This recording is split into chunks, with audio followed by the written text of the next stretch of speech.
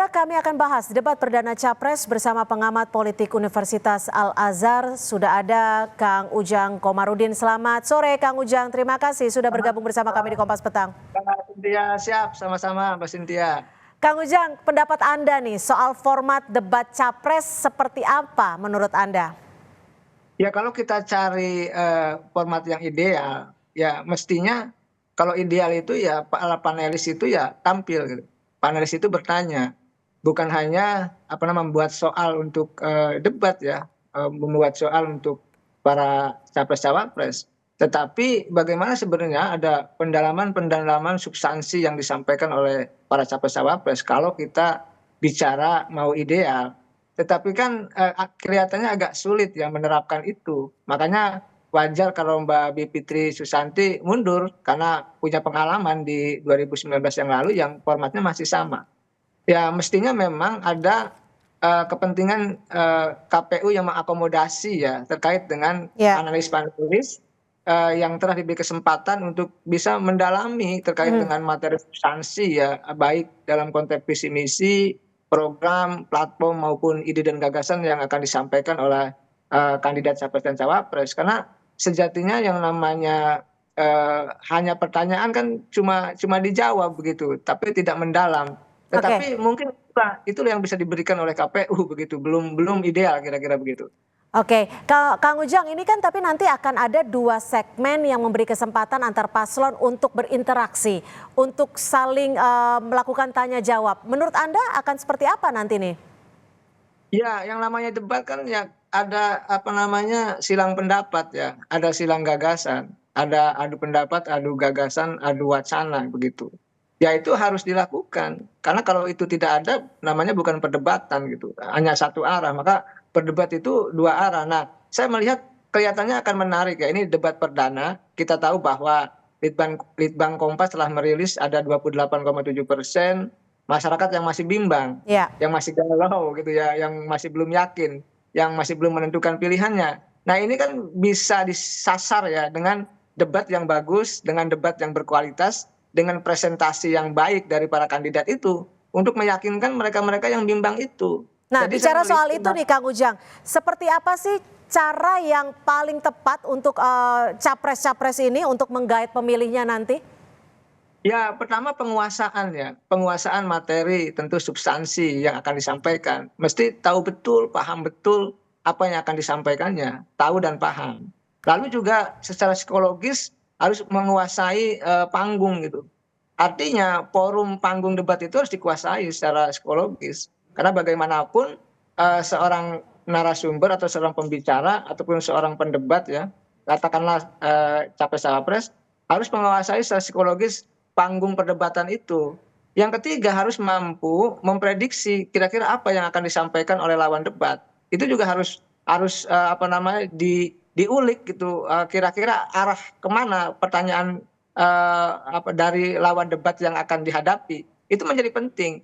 Ya biasanya kalau capres-cawapres yang berlatar belakang akademisi ya, yang berlatar belakang aktivis gitu, itu kalau berdebat sudah biasa, sudah tidak aneh lagi.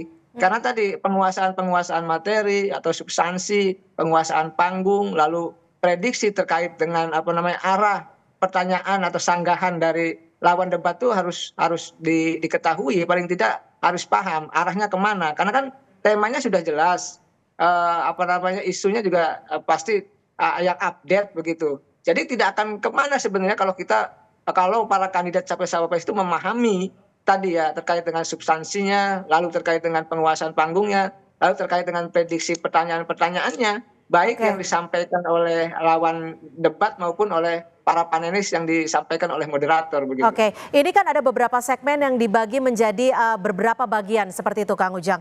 Ada untuk menyampaikan visi misi, menjawab pertanyaan dari panelis dan juga menjawab dari lawan capresnya. Menurut Anda dari ketiga bagian ini mana yang paling penting untuk mendongkrak ataupun menggait para pemilih? Ya biasanya pemilih itu lebih senang kepada TikTok-kan ya. Artinya silang pendapat dari saling saling bertanya ya, saling menyanggah itu. Itu biasanya di situ. Karena kalau penyampaian visi misi sudah biasa, tidak ada yang aneh juga gitu ya. Selalu pasti akan normatif, pasti misi-misi terbaik juga.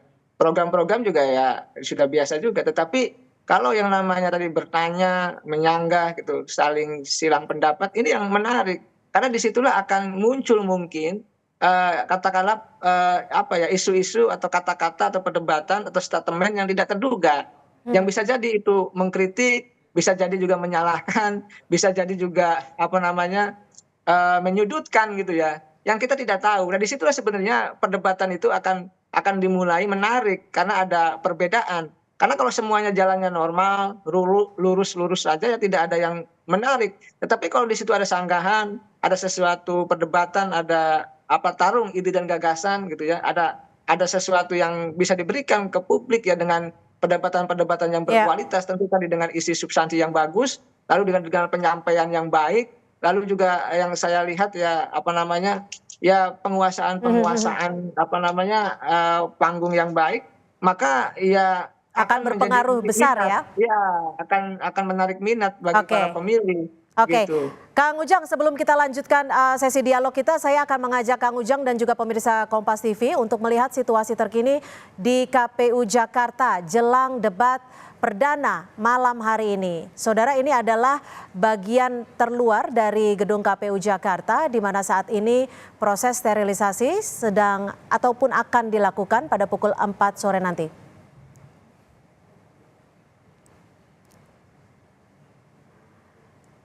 Baik, Kang Ujang, tampaknya sterilisasi sudah mulai akan dilakukan, tidak ada kendaraan yang akan memasuki ataupun melewati jalan Imam Bonjol. Kita lanjutkan kembali Kang Ujang.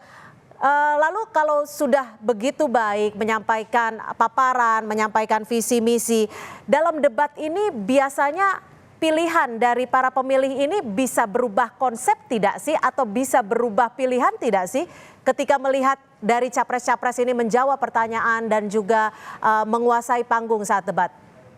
Ya kalau kita berkaca dari pemilu 2019, ya sedikit banyak ya besar atau kecil berpengaruh. Dampaknya ada gitu.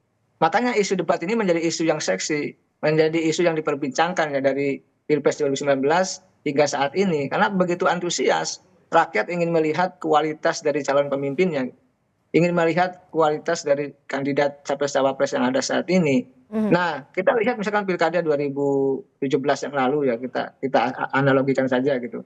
Itu kan yang debatnya bagus lalu kalah gitu. Mohon maaf, yang apa debatnya apa nama jelek akhirnya Baik. kalah gitu. Yang tadinya nomor 1 elektabilitasnya tinggi tapi Baik. kalah. Nah, oleh karena itu saya melihat dari pengalaman itu Ya. ya bisa jadi ya kalau kita tarik kepada konteks yang lebih tinggi ke Pilpres ini, Baik. siapa yang mampu memberikan penampilan terbaik ya, maka ya tadi akan mendapatkan Oke.